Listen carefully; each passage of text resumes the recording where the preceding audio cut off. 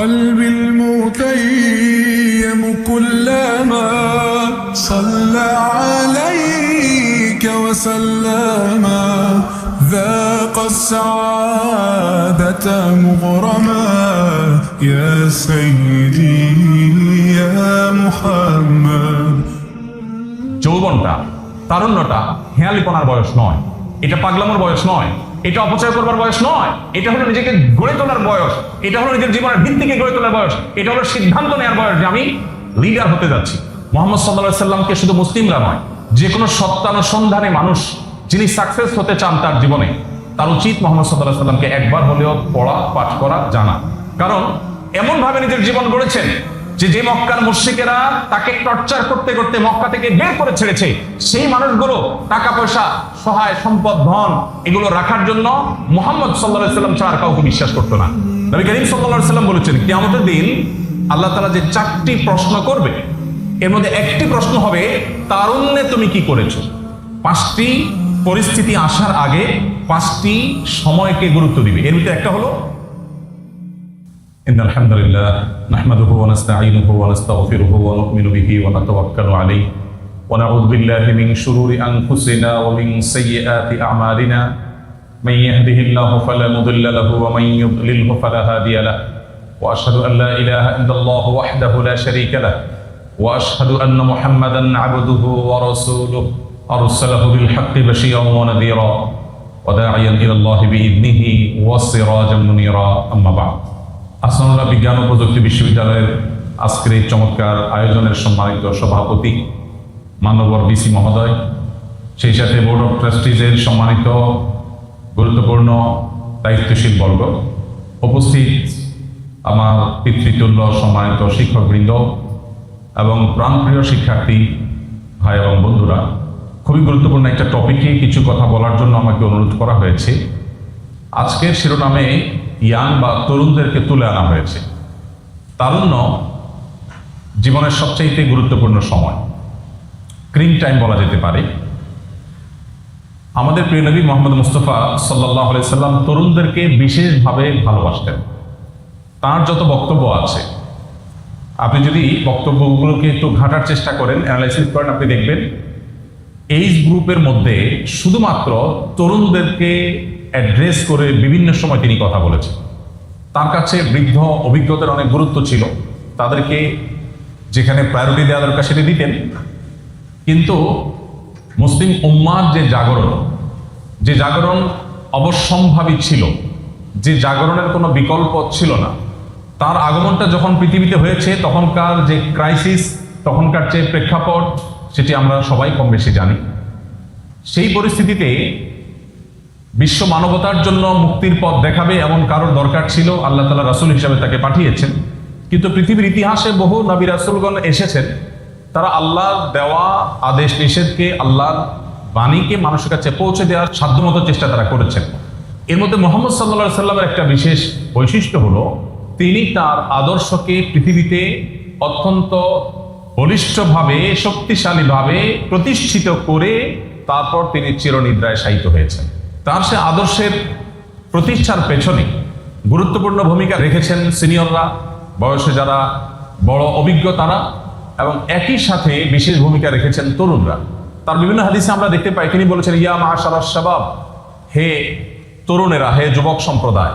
তিনি অন্য কোনো বয়সীদের আলাদা করে এভাবে অ্যাড্রেস করে কখনো কথা বলেননি, তরুণদেরকে অ্যাড্রেস করে বারবার কথা বলেছেন। কোরআনে কারিমে আমরা দেখি আল্লাহ রাব্বুল আলামিন বেশ কয়েকটি জায়গায় বেশ কিছু আদর্শ তরুণ, আদর্শ যুবকের উদাহরণ টেনে তুলে এনেছেন। এর মধ্যে সূরা কাহফের মধ্যে আল্লাহ তাআলা বলেছেন, ইন্নাহুম ফিতয়াতুন আমানু বিরাব্বিহিম ওয়া জিদনাহুম হুদা। যে কয়েকজন যুবককে ঘিরে কোরআনে কারিমের বৃহৎ একটি সূরা, সূরাতুল কাহফ, কয়েকজন যুবকের কিছু ইনিশিয়েটিভ ছিল, সেটি 200-400 বছর আগের কথা নয়, বরং হাজার হাজার বছর আগের কথা। সেই যুবকদের ইনিশিয়েটিভ আল্লাহর কাছে এত বেশি পছন্দ হয়েছে যে কোরআনে সূরাতুল কাহফের মতো এত বিশাল একটি সূরার নামকরণ করেছেন তাদের নামে, এবং তাদের পুরো ঘটনাকে আল্লাহ তাআলা আলোকপাত করেছেন কোরআনে কারিমের এই সূরায়। তাদের প্রশংসা করে আল্লাহ বলছেন, ইন্নাহুম ফিতয়াহ, তারা ছিল কয়েকজন যুবক, তারা ছিল বয়সে কয়েকজন তরুণ, আমানু বিরাব্বিহিম, তারা তাদের রবের প্রতি ঈমান এনেছিল, ওয়া জিদনাহুম হুদা, আল্লাহ বলছেন আমি তাদের হেদায়েত এবং সঠিক পথের দিশা আরো বাড়িয়ে দিলাম।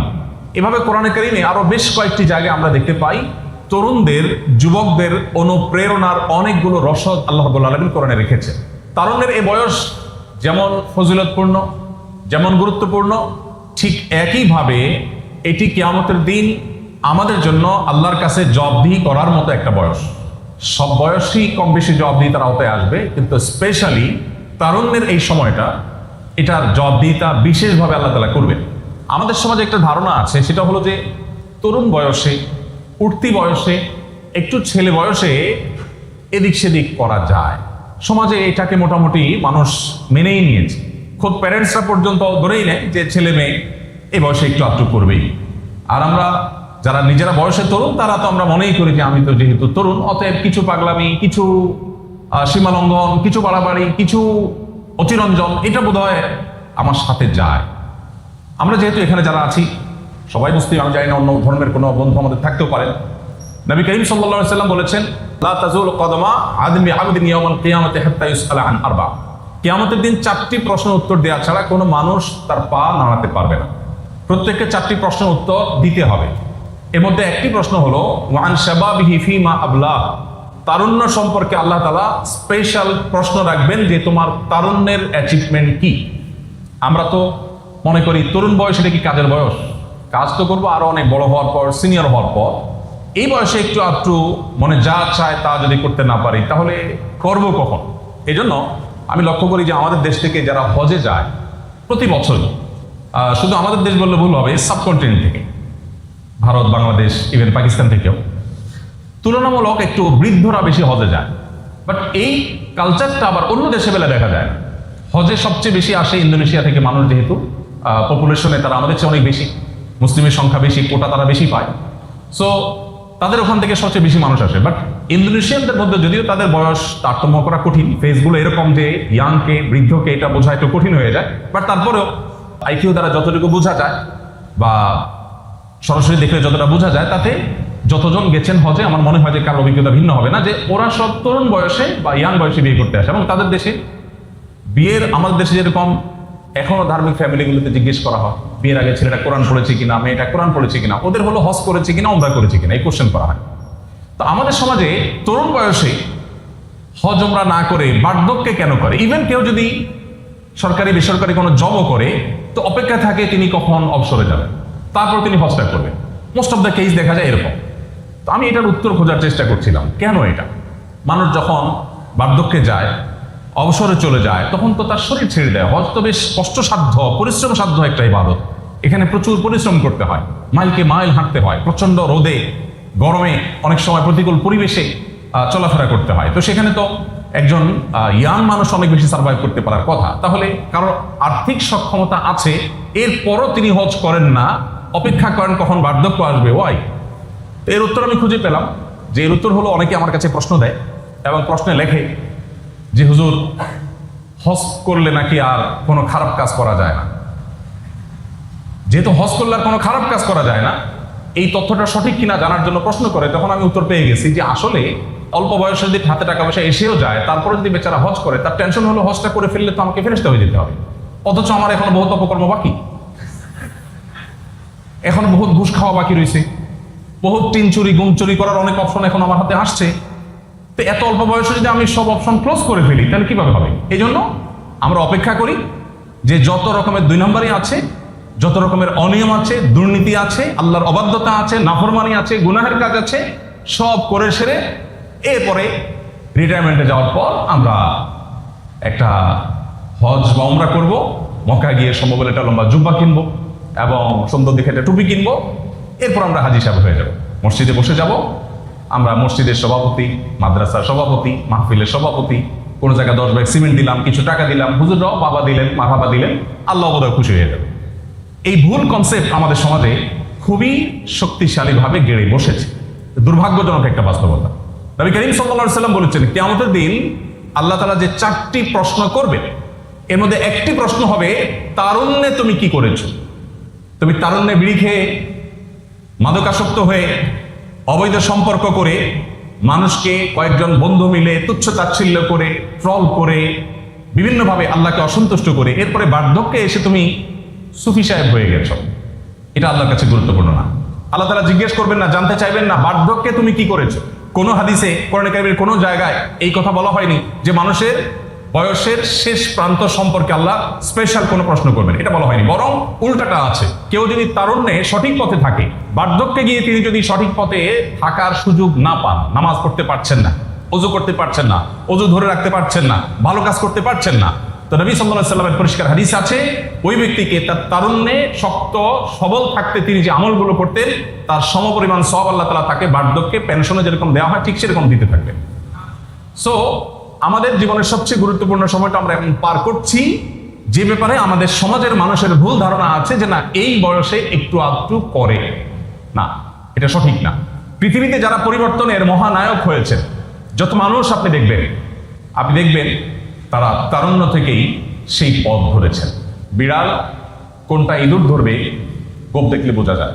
তারুণ্য থেকে আন্দাজ অনুমান করা যায় কার ভেতরে, বুকের ভেতরে ব্যথা কতখানি, কে কতটা মানুষের উপকার করতে চায়, দেশ জাতি উম্মার জন্য কে কি করতে চায়, এটা তার অ্যাপ্রোচ, এটা তার তারুণ্যের প্রচেষ্টা, এই বিষয়গুলো থেকে অত্যন্ত পরিষ্কারভাবে ফুটে ওঠা চাই। যদি না হয় তাহলে তার জীবনে অন্য 10 জন মানুষের মতো সরি টু সে একজন ভালো বড় কামলা হতে পারবেন। আপনি প্রযুক্তি বিশ্ববিদ্যালয় থেকে পড়ে কোন একটা সাবজেক্টে আপনি খুব ভালো ফলাফল করে আপনি একটা ভালো চাকরি পেলেন, ভালো একজন চাকর হলেন, কোন একটা কোম্পানিকে, সরকারি বা বেসরকারি কোন একটা প্রতিষ্ঠানকে আপনি সার্ভ করলেন, সেটা আপনি করতেই পারেন। কিন্তু দেশ জাতি কিংবা একজন মুসলিম উম্মার সদস্য হিসাবে উম্মার জন্য কোনো কিছু করবার জন্য সেই বুকে ব্যথা, সেই দূরদর্শী চিন্তা ভাবনা, আল্লাহর দাসত্বের সিদ্ধান্ত গ্রহণ, এই জিনিসগুলো আমাদের জন্য খুবই গুরুত্বপূর্ণ। নবী করিম সাল্লাল্লাহু আলাইহি ওয়াসাল্লামের আরেকটি হাদিস আমরা দেখতে পাই, তিনি বলেছেন ইগতানিম খামসান ক্বাবলা খামসিন, 5টি পরিস্থিতি আসার আগে 5টি সময়কে গুরুত্ব দিবে। এর ভিতরে একটা হলো, এবং শুরুতে তিনি রেখেছেন শাবাবাকা ক্বাবলা হারামিক, তোমার তারুণ্যের কদর করবে বার্ধক্য আসার আগে। বার্ধক্য এসে গেলে তখন তারুণ্য নিয়ে হাউতাশ করবে, কোনো কাজে আসবে না। আলী রাদিয়াল্লাহু তাআলার দিকে সম্বোধন করা হয় কয়েকটি আরবি পংক্তিকে। তার সে কবিতা মালার মধ্যে তিনি বলেছেন বাকাইতু আলা শাবাবিন ক্বাদ তাওয়াল্লা ফায়া লাইতা শাবাবা লানা ইয়াউদ ওয়ালাকিন্না শাবাবা ইযা তাওয়াল্লা আলা শারাফিন ফামাতলাবুহু বাঈদ ওয়ালাউ কানা শাবাবু ইউবাউ বাইআন লাআতাইতুল মুবাইআ মা ইউরিদ। তিনি বলেছেন যে পরিণত বয়সে এসে আমি তারুণ্যকে একবারের জন্য কেনবার চেষ্টা করছি। পৃথিবীর কোনো বাজারে কোথাও কি তারুণ্য কেনার কোনো সুযোগ আছে কিনা? যদি থাকে, আমার সকল সম্পদ দিয়ে হলেও আমি কিছুকালের জন্য তারুণ্যকে কেনার চেষ্টা করতাম। কারণ তারুণ্যের একটি ইবাদত, সামান্য ইবাদত আল্লাহর কাছে এত প্রিয়, বার্ধক্যের বছরের ইবাদত আল্লাহর কাছে এত প্রিয় নয়। কিন্তু আফসোসের বিষয় হলো তারুণ্য একবার চলে গেলে সেটা আর কখনো কোনো সম্পদের বিনিময়ে ফিরিয়ে আনা যায় না। আপনারা ডক্টর খন্দকার আব্দুল্লাহ জাহাঙ্গীর রহমতুল্লাহ আলাইহির নাম শুনেছেন নিশ্চয়ই। তিনি ইসলামী বিশ্ববিদ্যালয় কুষ্টিয়ার প্রফেসর ছিলেন, আল হাদিস ডিপার্টমেন্টের। স্যার একটা কথা বলতেন, তিনি বলতেন তরুণদেরকে যে বাবারা, তিনি তার কথা বলতেন যে আমার মতো দাড়ি পাকা বুড়ো আমি যদি রাতে উঠে তাহাজ্জুদের নামাজ পড়ে আল্লাহর কাছে কান্নাকাটি করি, তো আমি যতটা আল্লাহর প্রিয় পাত্র হতে পারবো, বিশ্বাস করো ইসলামের উপর আমার পড়াশোনা করা, পিএইচডি করা, শিক্ষকতা করা, সারা জীবনের নলেজ বলছে তোমরা তরুণরা শুধু 5 ওয়াক্ত নামাজ পড়লে আমি আব্দুল্লাহ জাহাঙ্গীরের তাহাজ্জুদের চাইতে বেশি সওয়াব পাবে। কারণ তোমাদের এই সময়টাতে শয়তান তোমাদের যেভাবে প্ররোচিত করবার চেষ্টা করে, বিপদগামী করবার চেষ্টা করে, এই সময়টাতে আল্লাহ বিরুতার পথে থাকা এটা জীবনের সবচেয়ে বড় অর্জন, সবচেয়ে বড় অ্যাচিভমেন্ট। নবী করিম সাল্লাল্লাহু আলাইহি ওয়াসাল্লামের হাদিস থেকে আমরা জানলাম যে তারুণ্যের এই সময়টাকে তিনি আমাদেরকে কদর করবার নির্দেশ করেছেন। কোরআনে কারিমে আল্লাহ তাআলা বারবার করে তারুণ্যের এই বয়সটার ব্যাপারে গুরুত্ব আরোপ করেছেন বিভিন্নভাবে। নবী আলাইহিস সালামের অনেকগুলো হাদিস থেকে আমরা সেটি বুঝি। এবং তার যে সভাসদ ছিল, এটা ছিল বৈচিত্র্যে ভরা। তার সভাসদে একদিকে সিনিয়র আবু বকর সিদ্দিক রাদিয়াল্লাহু তাআলা আনহু স্থান পেয়েছেন, আবার তরুণ আলী রাদিয়াল্লাহু তাআলা আনহু স্থান পেতেন। তার সাহচর্য যেমন অন্য সিনিয়ররা পেতেন, ঠিক এমনিভাবে আব্দুল্লাহ ইবনে মাসউদের মতো, আব্দুল্লাহ ইবনে ওমরের মতো, আব্দুল্লাহ ইবনে আব্বাসের মতো আর অনেক তরুণ সাহাবীরা তার কাছে অত্যন্ত গুরুত্ব পেত এবং তার অত্যন্ত কাছের মানুষ ছিল এই মানুষগুলো। আজও গোটা পৃথিবীতে নবী করিম সাল্লাল্লাহু আলাইহি ওয়াসাল্লাম এরকম দূরদর্শী আরেকটি মানুষ পাওয়া যায় না যে তিনি একটা পৃথিবীর পট পরিবর্তন করেছেন, একটা পৃথিবীর পট পরিবর্তনের মহানায়ক হয়েছেন। আমি তো বলি মুহাম্মদ সাল্লাল্লাহু আলাইহি সাল্লামকে শুধু মুসলিমরা নয়, যে কোনো সত্যানুসন্ধানে মানুষ যিনি সাকসেস হতে চান তার জীবনে, তার উচিত মুহাম্মদ সাল্লাল্লাহু আলাইহি সাল্লামকে একবার হলেও পড়া, পাঠ করা, জানা।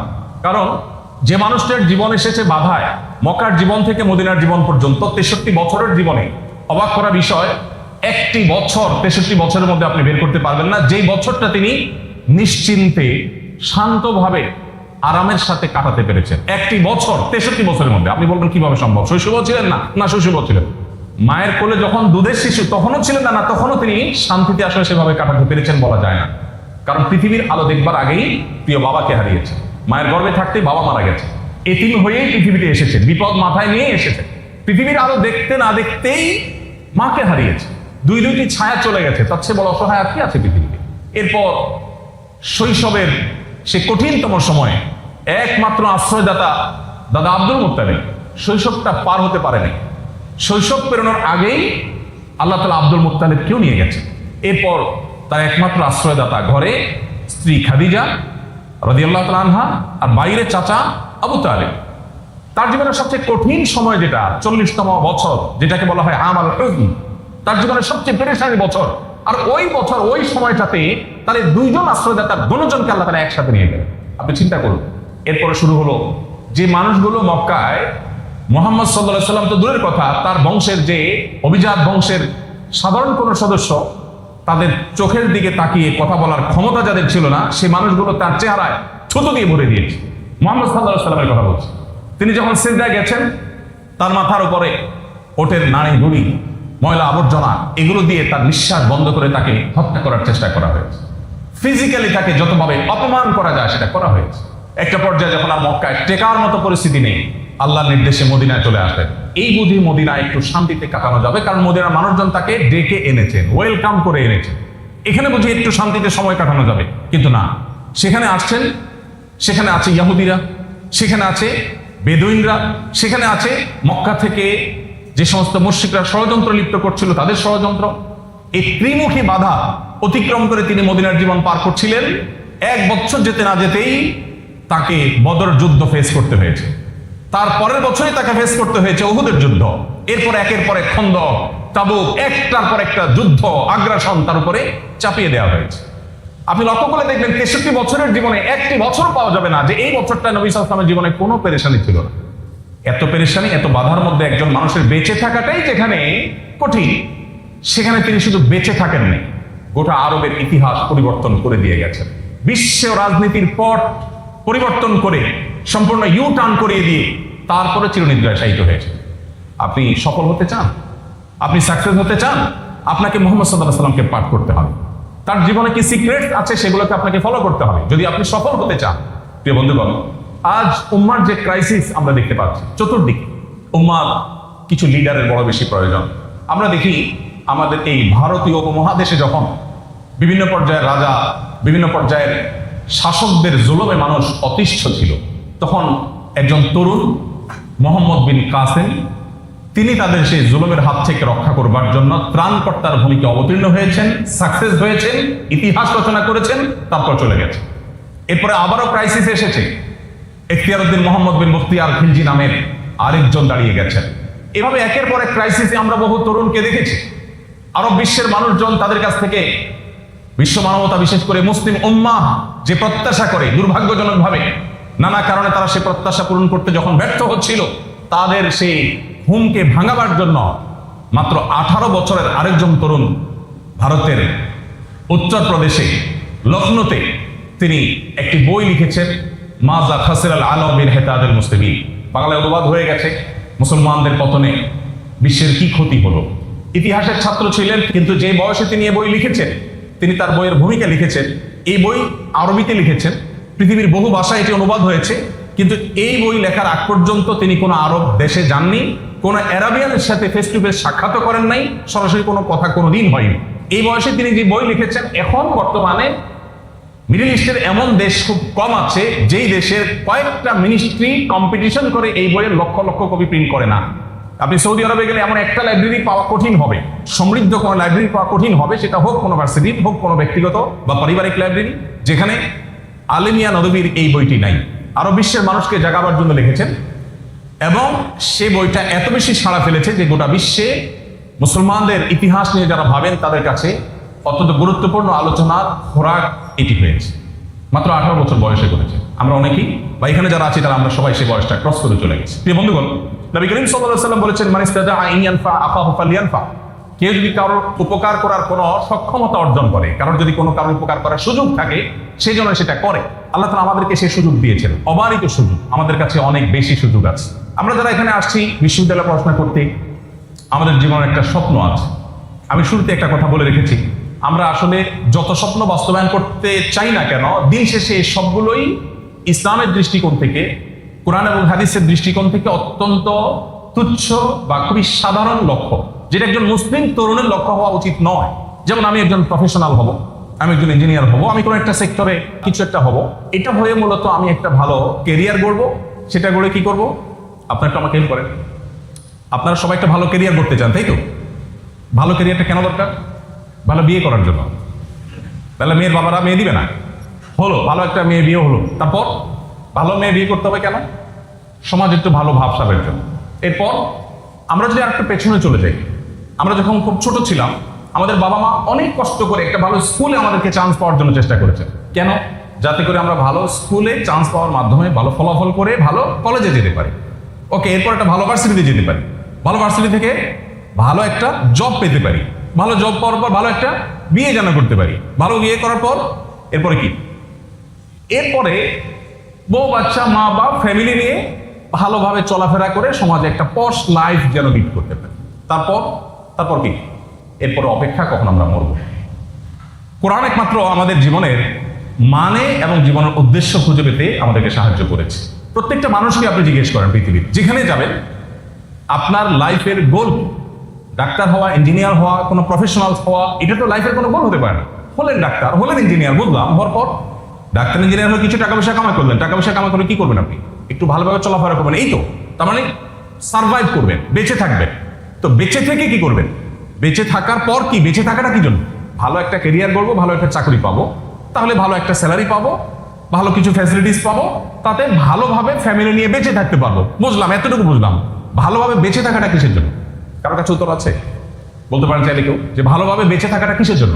আল্লাহ রাব্বুল আলামিন কোরআনে কারিমে বলেছেন, ওমা খালাকতুল জিন্না ওয়াল ইনসা ইল্লা লিয়াবুদুন। আমি জিন এবং মানুষকে সৃষ্টি করেছি আমার ইবাদতের জন্য। বেঁচে থাকবে আল্লাহর দাসত্ব করবার জন্য, তার বিনিময়ে অনন্তকালের জান্নাত সে লাভ করবে।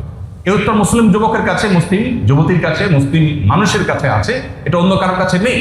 আমরা যতই চেষ্টা করি না কেন, একটা সীমিত সময় পর আমাদের পৃথিবী ছেড়ে চলে যেতে হবে, কিন্তু আমাদের জীবনের লক্ষ্য, আমাদের জীবনের গোল, এটা সেট করেছে কোরআন।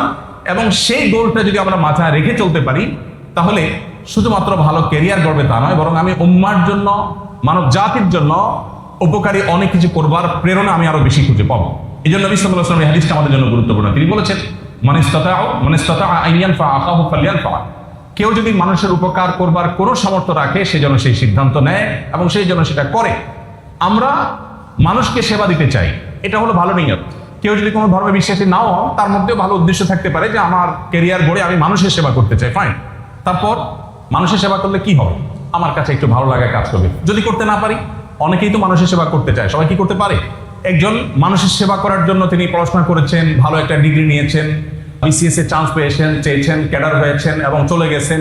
তিনি প্রশাসনে ঢুকেছেন, ভালো চেঞ্জ করবেন, দেশের দুর্নীতি আছে সেটা থেকে মুক্ত করবেন, সমাজকে পরিবর্তন করবেন। ওখানে যাওয়ার পরে এবার দেখছেন যে না, সবই এলোমেলো হয়ে গেছে, কিছু করতে পারছেন না।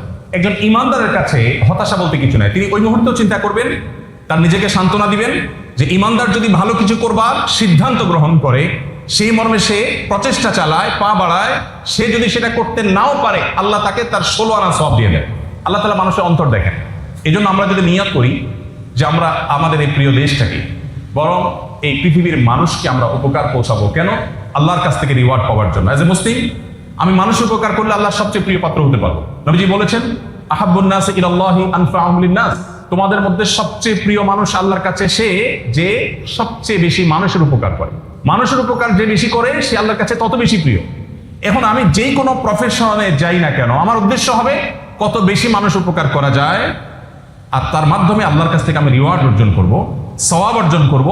এই নিয়ত যদি আমার থাকে, তাহলে আমার পুরো জীবনটাই সার্থক। আমি যদি উপকার করতে পারি তাও ভালো, আর যদি নাও করতে পারি তারপর আল্লাহর কাছ থেকে আমি বিনিময় লাভ করবো ইনশাআল্লাহ তাআলা। প্রিয় বন্ধুগণ, আজ গোটা বিশ্ব, বিশেষ করে মুসলিম বিশ্বের কথা যদি আমরা বলি, হাহাকার চতুর্পাশে আমরা দেখতে পাচ্ছি। আমাদের সেই লিডারশিপ গড়ে উঠছে না, যে লিডারশিপ মুসলিমদের তাদের সে হারানো ঐতিহ্যকে আবার পুনরায় উদ্ধার করতে, পুনরায় প্রতিষ্ঠিত করতে সক্ষম হবে। আপনাদের জন্য সেই সম্ভাবনার অপার দুয়ার কিন্তু খোলা আছে। আল্লাহ রাব্বুল আলামিনের কাছে মানুষের ইন্টেনশন, মানুষের সিদ্ধান্তটা সবচেয়ে গুরুত্বপূর্ণ।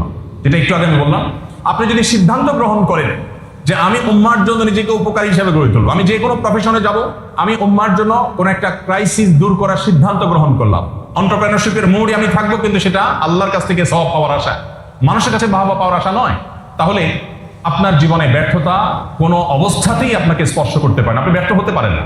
আমাদের সাধারণত কম্পিটিশনের মানসিকতা সবার মধ্যে থাকলেও এখানে মুসলিম এবং অমুসলিমের একটা পার্থক্য তৈরি হয়ে যায়। একজন আল্লাহতে বিশ্বাসী নয়, ওই ব্যক্তির কম্পিটিশনের মানসিকতা সবসময় তাকে সুখী করে না, কিন্তু মুসলমানের জীবনে দুঃখ আসতেই পারে না। এই জন্য নবীজি বলেছেন, আজাবান লি আমরিল মুমিন ইন্না আমরাহু কুল্লুহু খায়র।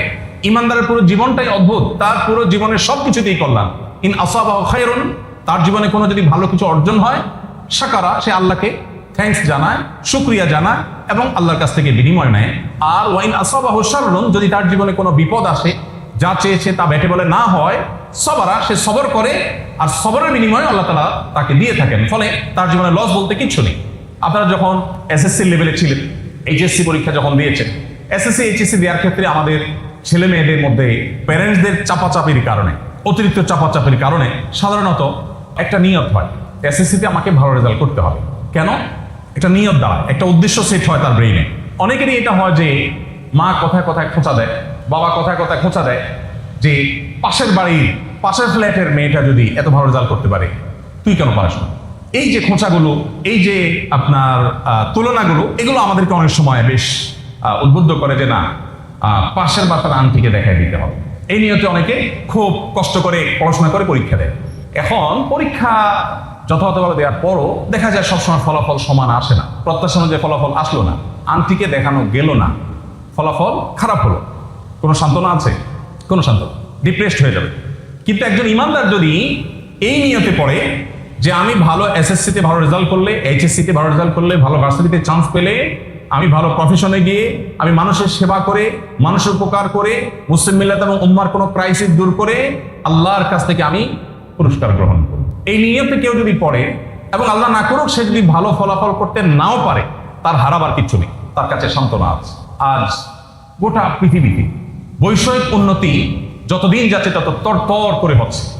অবকাঠামো বলেন, যোগাযোগ বলেন, তথ্য প্রযুক্তি বলেন, সব দিক থেকে মানুষ আগাচ্ছে, কিন্তু মানুষ দুঃখী হচ্ছে। হ্যাঁ, আগে দুর্ভিক্ষ ছিল পৃথিবীতে, আগে মানুষ না খেয়ে মারা যেত, বাট এখন মানুষের বাসায় খাবার আছে, মানুষ নিজের জীবনকে শেষ করে আত্মহত্যা করে।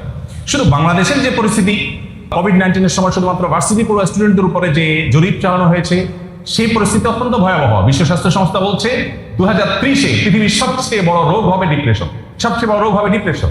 এবং সাইকোলজিস্টদের ডিমান্ড গোটা বিশ্বব্যাপী এমন বাড়ছে যে পরিণত বয়স তো পরের কথা, ছোট ছোট শিশুরা ডিপ্রেসড হয়ে যাচ্ছে, প্রত্যেকটা ঘরে ঘরে ডিপ্রেশন, মানুষ অশান্তির সমুদ্রে হাবুডুবু খাচ্ছে। সময় উপস্থিতি, এই অবস্থা থেকে উত্তরের একমাত্র সমাধান ইসলাম। তার প্রমাণ হলো যে আপনি গত বেশ অনেক বছরের বিশ্ব স্বাস্থ্য সংস্থার আত্মহত্যার জরিপ যদি আপনি পর্যালোচনা করেন, আপনি দেখতে পাবেন পৃথিবীতে প্রতি বছর আত্মহত্যার প্রবণতা সবচেয়ে কম থাকে মুসলমানদের মধ্যে, আর সবচেয়ে বেশি থাকে নাস্তিকদের মধ্যে। বিকজ আল্লাহ বলেছেন কোরআনে কারিমে, যালিকা বিআন্নাল্লাহা মাওলাল্লাযিনা আমানু ওয়া আন্নাল কাফিরিনা লা মাওলা লাহুম। ঈমানদারদের অভিভাবক স্বয়ং আল্লাহ। আল্লাহ রাব্বুল আলামিন ঈমানদারদের অভিভাবক।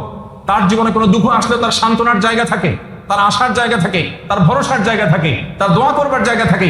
এই জায়গাটা আল্লাহতে বিশ্বাসী নয় এমন মানুষের জীবনে নেই। সময় উপস্থিতি। আর এই কারণে আমাদের ইসলামের নিয়ামতের শুকরিয়া আদায় করা উচিত। মুশকিল হলো আমরা Muslim by chance, Muslim by birth, Muslim by choice না, আমরা জেনে শুনে মুসলমান না। এটা হলো আমাদের বড় দুর্ভাগ্যের ব্যাপার। আমাদেরকে মুসলিম বাই চয়েস হতে হলে ইসলামকে নিয়ে পড়াশোনা করতে হবে। কত বই আমরা পড়েছি, কোরআনটা শুরু থেকে শেষ পর্যন্ত অর্থ সহকারে বুঝে পড়ার সুযোগ আমাদের হয়নি। কত গল্প আমরা পড়েছি, বিশ্বের ইতিহাসের সবচেয়ে সফল মানুষটা, সবচেয়ে ক্রাইসিস, সবচেয়ে দুঃখে ভরা জীবনকে অতিক্রম করে সফলতার সবচেয়ে চূড়ান্ত শিখরে পৌঁছা মানুষটা, তার জীবনটা আমাদের এখনো পড়ে দেখা হয়নি। একজন মানুষ তার সংসারের অবস্থা পরিবর্তন করতেও তো 30-40 বছর সময় লাগে। গ্রাজুয়েশন করবে, জব পাবে, প্রমোশন হবে, ভালো একটা জায়গায় যাবে, টাকা পয়সা জমবে, দেন সে কিছু একটা করতে পারে। একটা ফ্যামিলির অবস্থা পরিবর্তন করতে 30-40 বছর সময় লাগে। মুহাম্মদ সাল্লাল্লাহু আলাইহি সাল্লাম মদিনায় আসার পর 10 বছর অবস্থান করেছেন। এই 10 বছর তিনি কাজ করেছেন। 10 বছরে তাকে বহু যুদ্ধ সামাল দিতে হয়েছে, বহু আগ্রাসন মোকাবেলা করতে হয়েছে। এত কিছুর পরও এই সময়ের মধ্যে তার দর্শনকে, তার চিন্তাকে, তার আদর্শকে গোটা বিশ্বের উপরে সবচেয়ে প্রভাবশালী আদর্শ হিসাবে প্রতিষ্ঠা করে তারপর তিনি চিরনিদ্রায় শায়িত হয়েছেন। এমন একজন সফল মানুষের জীবন পড়ার মতো, তার জীবনকে জানবার মতো, দেখবার মতো, পাঠ করবার মতো সময়টুকু আমাদের হাতে হয়। সময়টুকু স্মৃতি। আমি সবসময় বরাবরের মতো অনুরোধ করে থাকি, জীবনে একটিবারের জন্য পুরা কোরআনে কারীম শুরু থেকে শেষ পর্যন্ত একবার অনুবাদ সহ পড়ার চেষ্টা করবেন। আর মুহাম্মদ সাল্লাল্লাহু আলাইহি সাল্লামের যে কোনো একটা অথেন্টিক জীবনী গ্রন্থ শুরু থেকে শেষ পর্যন্ত একবারের জন্য পড়ার চেষ্টা করবেন। আমি আপনাকে আল্লাহর উপরে ভরসা রেখে নিশ্চয়তা দিতে পারি, অ্যাজ এ মুসলমান আপনার ইসলামটাকে আপনি অন্যরকম অনুভব করবেন এবং উপলব্ধি করবেন। আপনি ইসলামটাকে এনজয় করবেন এবং উপভোগ করবেন ইনশাআল্লাহ। আল্লাহ আমাদেরকে তৌফিক দান করুন। আমি শুধু বলবো যে উম্মার যে ক্রাইসিস আছে, এই ক্রাইসিস দূর করে যদি আপনি উম্মার ত্রাণকর্তায় পরিণত হতে চান, আপনি যদি উম্মার একজন কল্যাণকামী মানুষ হতে চান, আপনাদের হাতে সম্ভাবনা অনেক বেশি। আমি একজন মাদ্রাসা পড়ুয়া ছাত্র, আমি একেবারেই গতানুগতিক মাদ্রাসা পড়ুয়া একজন স্টুডেন্ট।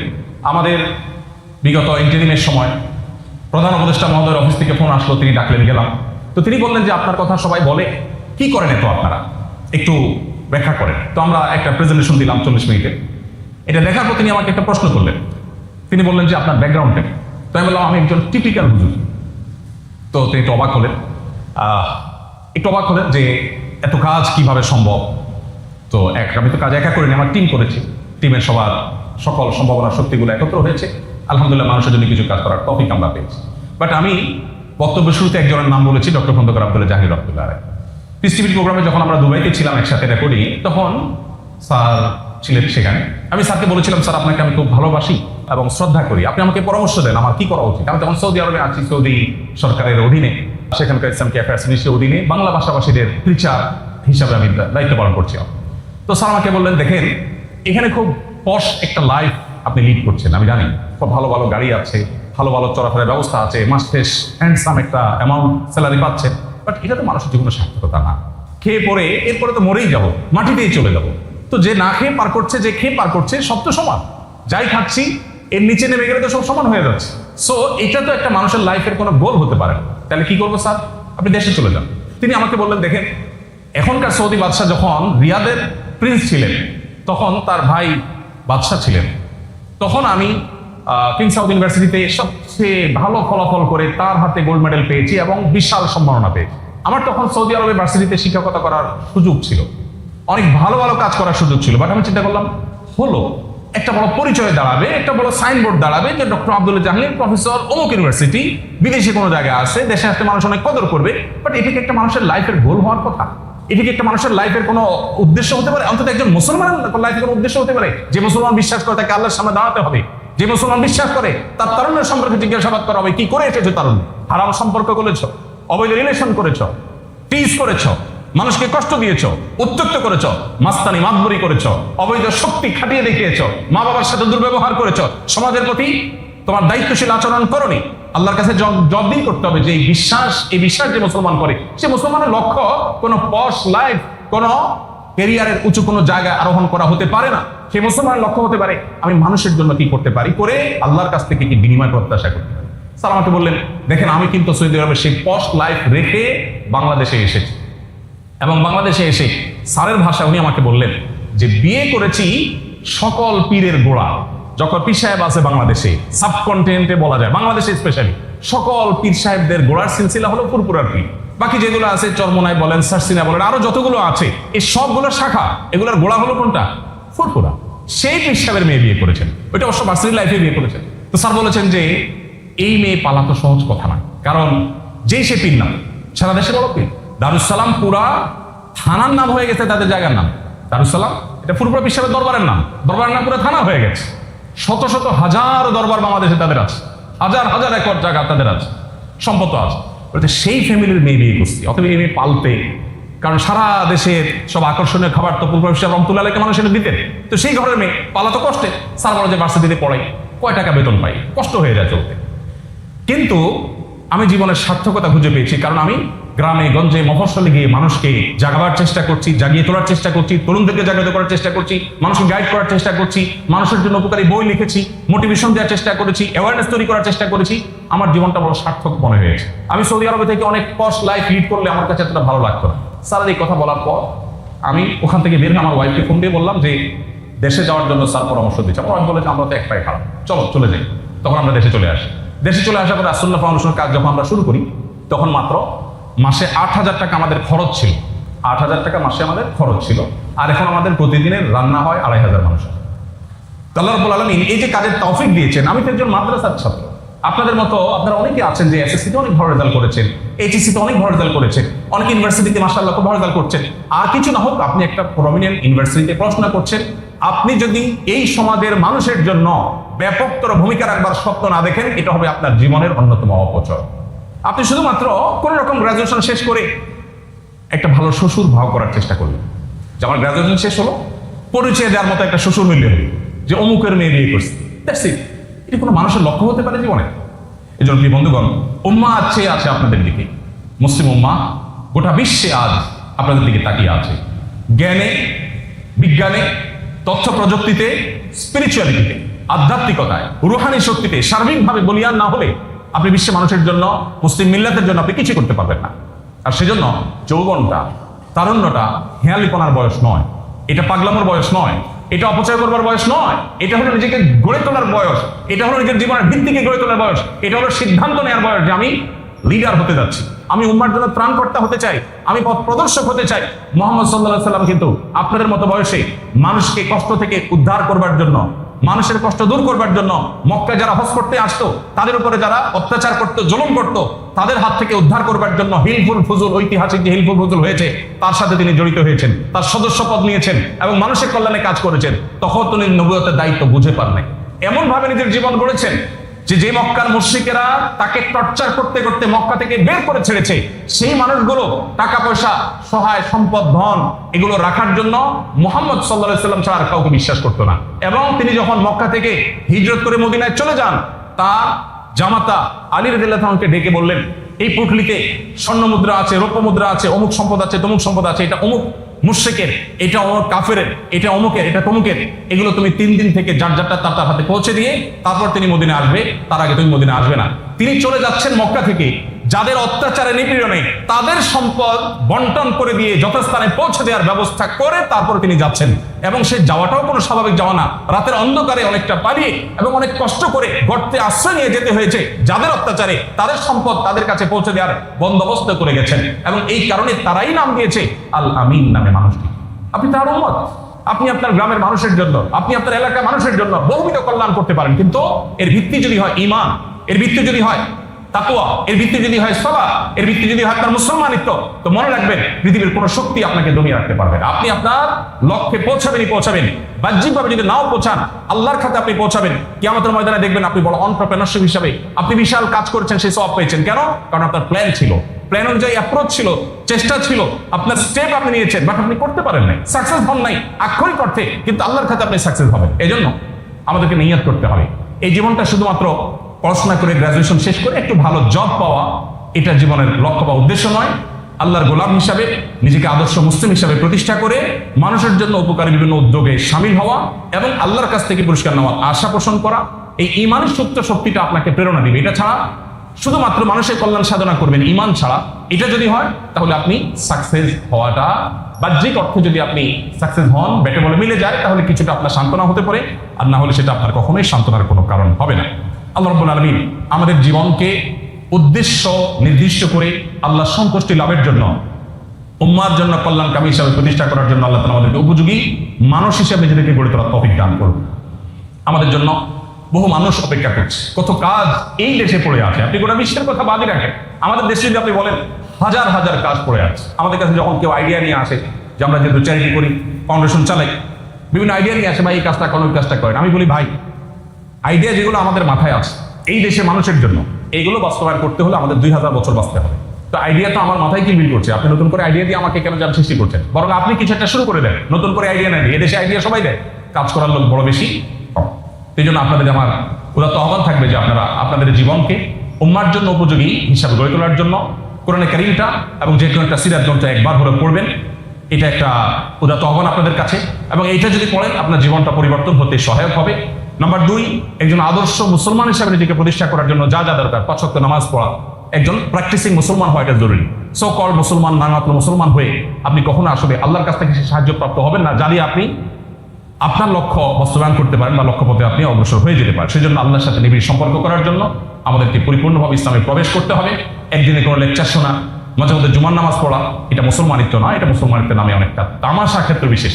আমার কল টু অ্যাকশন একটাই, সেটা হলো একটি বাদ হলো জীবনে একবারের জন্য কোরআনটা পড়বেন অর্থ সহকারে, আর একটি সিরাত গ্রন্থ শুরু থেকে শেষ পর্যন্ত পড়ে শেষ করবেন এবং জীবনের লক্ষ্য স্থির করবেন। মানুষের জন্য কল্যাণকর কিছু করে আমি আল্লাহর কাছ থেকে বিনিময় প্রত্যাশা করি এবং উম্মার একজন লিডার হয়ে ওঠার চেষ্টা করি। আল্লাহ আমাদের সবাইকে সেই শক্তি, সেই সামর্থ্য দান করুন। আস-সুন্নাহ ফাউন্ডেশন, উম্মার স্বার্থে সুন্নাহর সাথে।